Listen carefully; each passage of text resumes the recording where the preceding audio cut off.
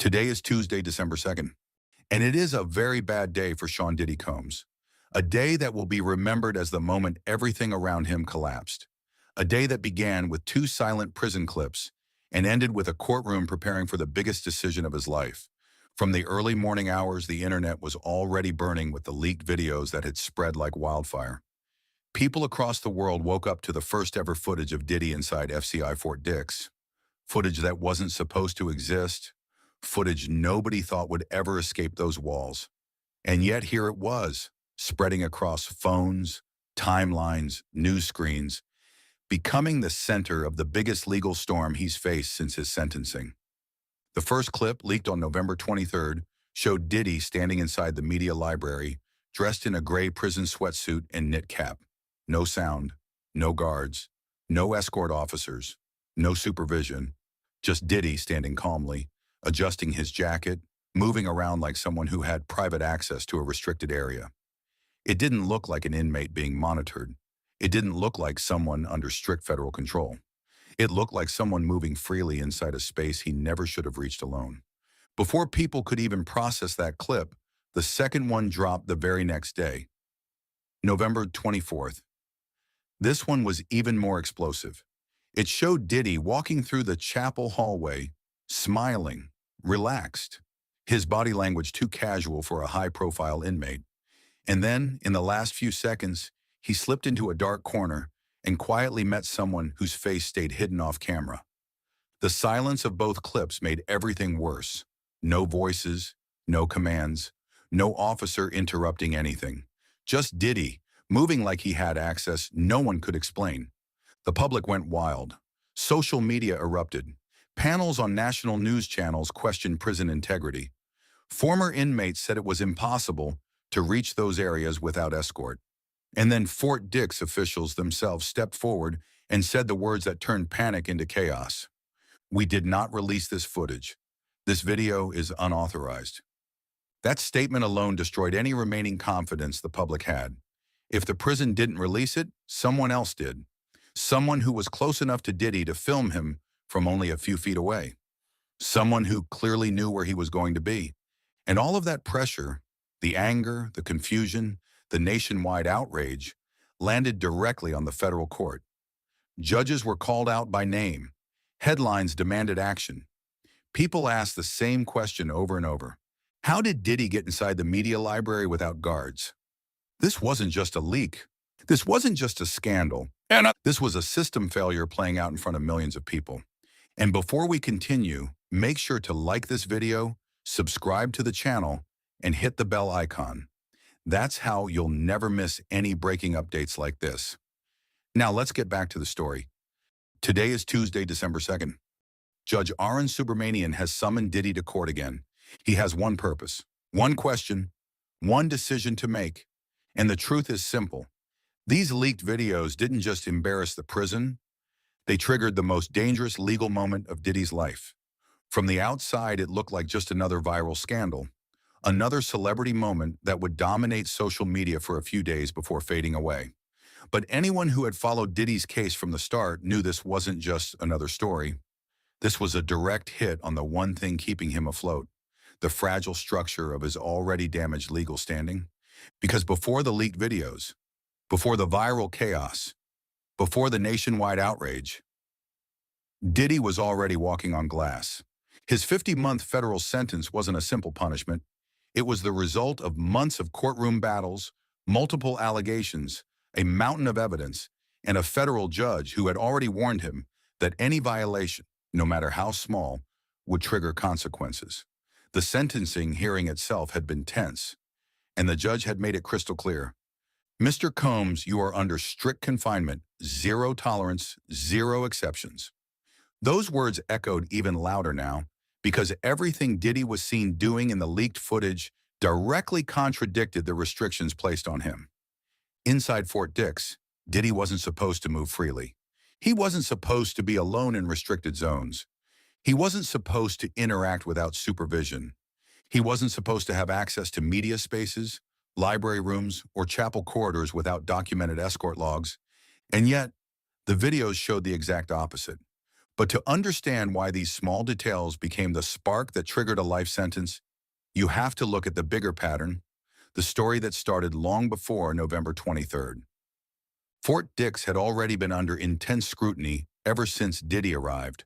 Whispers about staff favoritism, rumors about special treatment, concerns about inconsistent supervision. The prison administration constantly denied these claims, but pressure had been building for weeks. And every time Diddy's name appeared in the news, that pressure doubled. Then came the earlier controversies, the alcohol incident, the alleged violations, the frequent check-ins by federal monitors. Diddy wasn't just another inmate. His presence in that facility had turned Fort Dix into a national spotlight, and the administration was already struggling to contain the heat. So when the first leaked video showed him standing alone in the media library, a restricted area with no escort, it wasn't just strange, it was damning. Because it meant one of two things: either Diddy had access he shouldn't have, or someone inside the prison was helping him get it. Then the second video made it worse. A high-profile inmate, walking unsupervised, smiling, slipping quietly into a hidden conversation with someone who didn't want to be seen on camera. The silence of the footage made it even more suspicious.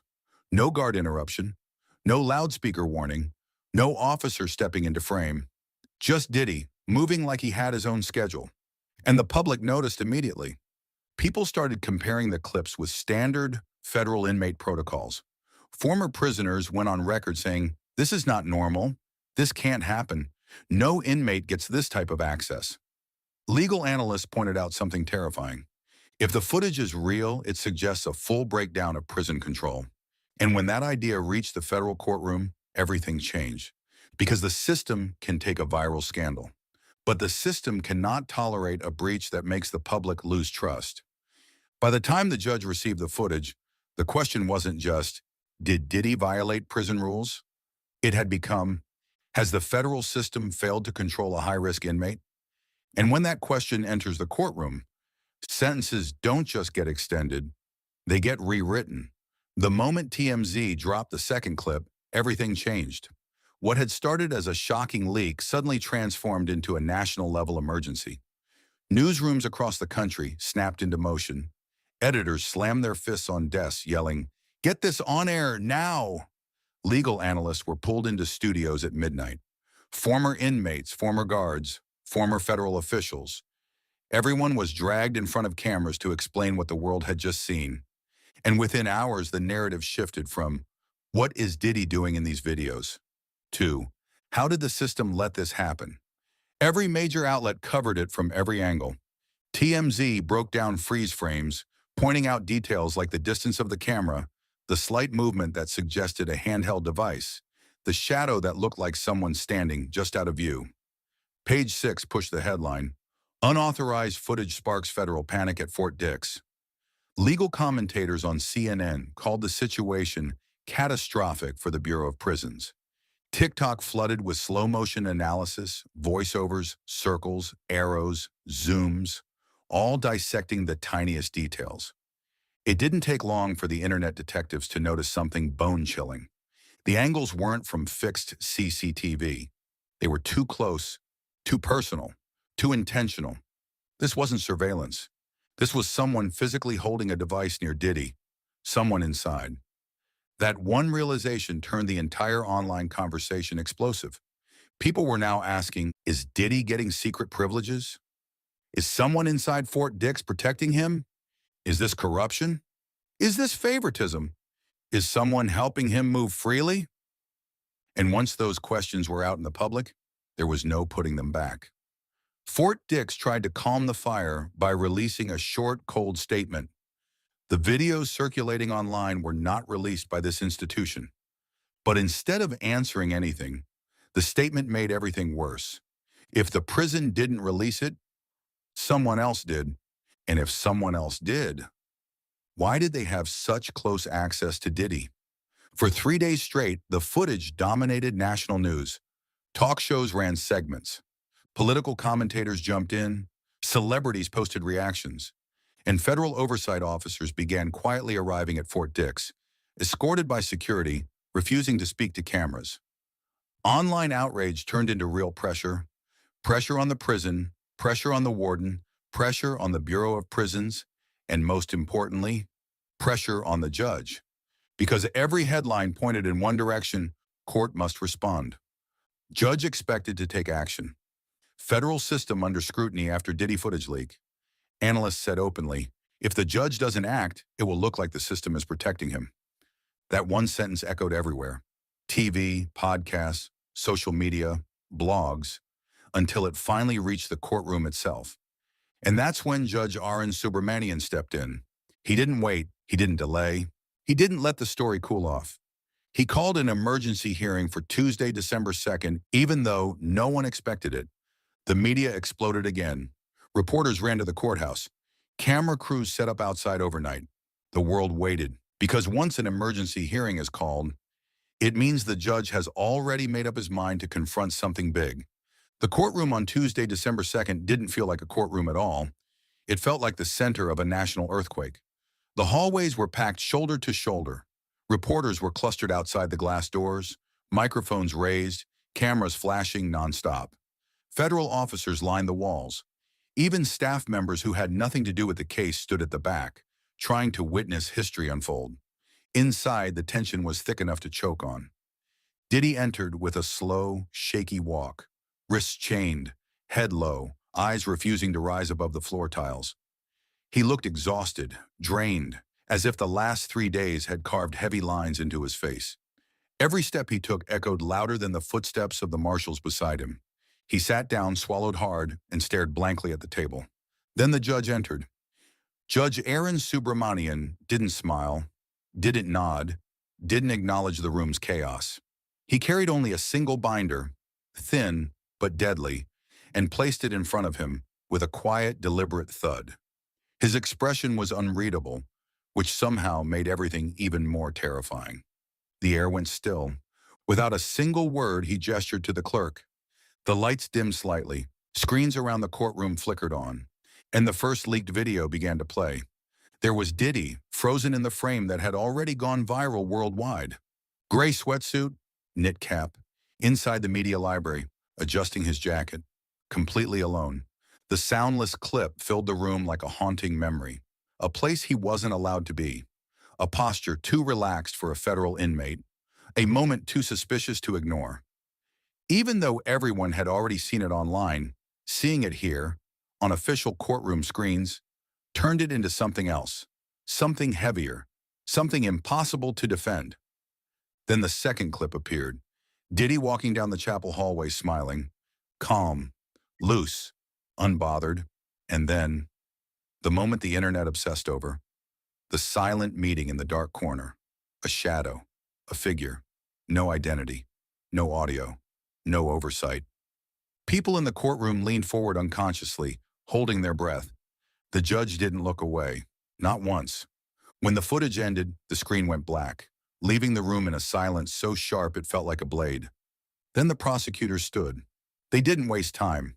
They didn't dramatize anything. They didn't need to. They simply presented cold, brutal facts. No escort logs, no supervision records, no authorized reason for Diddy to enter the media library, no explanation for the chapel access, no prison worker admitted to filming, no internal camera angle matched the footage. The lead prosecutor stepped forward, voice steady but sharp. Your Honor, these videos do not show an inmate moving freely. They show a breach in security, a breach in protocol, and potentially a breach in integrity inside Fort Dix. The judge listened without blinking. The prosecutor continued. Mr. Combs's movements in these videos violate the very conditions this court imposed, and the public has lost faith. The system has lost control. We are dealing with a prison compromise, not an isolated mistake. Every word landed like a hammer. Diddy's breathing grew shallow. He wiped sweat from his forehead. His chest rose and fell rapidly as he watched his own image being used against him. Then the judge slowly closed the binder in front of him. A sound so soft, yet it sent chills through the entire room. He folded his hands, leaned forward, and stared directly at Diddy. Really stared. For the first time since the hearing began. And in that moment, everyone in the courtroom knew. Something massive was about to happen. Something irreversible. Something that would change Diddy's fate forever. Judge Arun Subramanian didn't raise his voice. He didn't slam the gavel. He didn't rush into the ruling the world was waiting for. Instead, he took a long, controlled breath. The kind of breath judges take only when they know the next sentence they speak will change a man's life forever. Diddy sat frozen, his chains rattling softly as his hands trembled on the table. His head was down, but his eyes flicked upward just enough to watch the judge through a blur of fear and sweat. He looked like someone clinging to the last ounce of hope left inside him, even though he could feel it slipping away. The judge finally spoke. "Mr. Combs," he said, voice steady, "the footage we have reviewed today is not merely concerning. It represents a fundamental breach of federal custody." Diddy's lips tightened. His breath caught. He blinked rapidly, fighting the panic rising in his chest. The judge continued, still calm. Almost too calm. "These videos show you in areas requiring strict supervision, areas that demand escort logs, areas where you should not have stood alone. And yet, in both clips, you appear unmonitored, unsupervised, and in unauthorized locations." Each word hit like a strike to the ribs. Diddy swallowed hard, his chest trembling. He shook his head faintly, as if whispering to himself, "Please don't do this." But the judge wasn't stopping. "The integrity of your sentence," he said, "depends entirely on the enforcement of confinement conditions. These videos have publicly undermined that integrity. The public has lost confidence. The system has lost control, and this court cannot tolerate either." A reporter gasped. Someone in the back whispered, "Oh my God!" Diddy's body leaned forward unconsciously, as if something inside him was collapsing. His fingers curled inwards, gripping the edge of the table so tight the metal chains dragged across the wood. The judge lifted the order, a thin stack of papers that suddenly felt heavier than the entire courtroom. Then came the moment that would echo across the internet, across newsrooms, across every headline for the next decade. "Mr. Combs," the judge said, locking eyes with him, "in light of the evidence, the breaches, and the extraordinary public concerns surrounding your conduct, this court finds your original 50-month sentence insufficient." Diddy inhaled sharply, a small broken sound escaping his throat. "This court hereby modifies your sentence?" Diddy's lips parted. His entire face tightened. His eyes widened. "To life imprisonment, effective immediately." The room didn't react at first. It was too shocked, too frozen. Then it erupted. Reporters gasped loudly. Someone dropped their notebook. A marshal stepped forward instantly, anticipating the breakdown to come. A woman in the back covered her mouth, eyes wide with disbelief. But Diddy didn't move. For a second, he sat completely still. Then his body gave out. His shoulders collapsed. His head dropped. His face twisted with pain. He let out a strangled sob, the kind that rips out of someone who realizes their entire world just ended. Tears streamed down his face uncontrollably. His breath shattered into small gasps. The marshals rushed to hold him up as his knees buckled under the weight of the sentence. The judge wasn't finished. "Due to the nature of the breach," he added, "you will not be granted appeal rights." Those final words crushed the last piece of hope inside him. Diddy shook violently, gripping the table like he was drowning. He whispered something. No one could understand it, but everyone knew it was a desperate plea, a plea that meant nothing anymore. The marshals lifted him gently, almost respectfully, as he sobbed uncontrollably, his face wet, his voice breaking in the worst moment of his life. And the courtroom watched silently as Sean Diddy Combs, music mogul, business giant, cultural icon, was no longer any of those things. He was now an inmate serving life, and all it took was 2 leaked videos. The world outside had no idea yet, but within minutes it would. And the explosion would be unlike anything this case had seen before.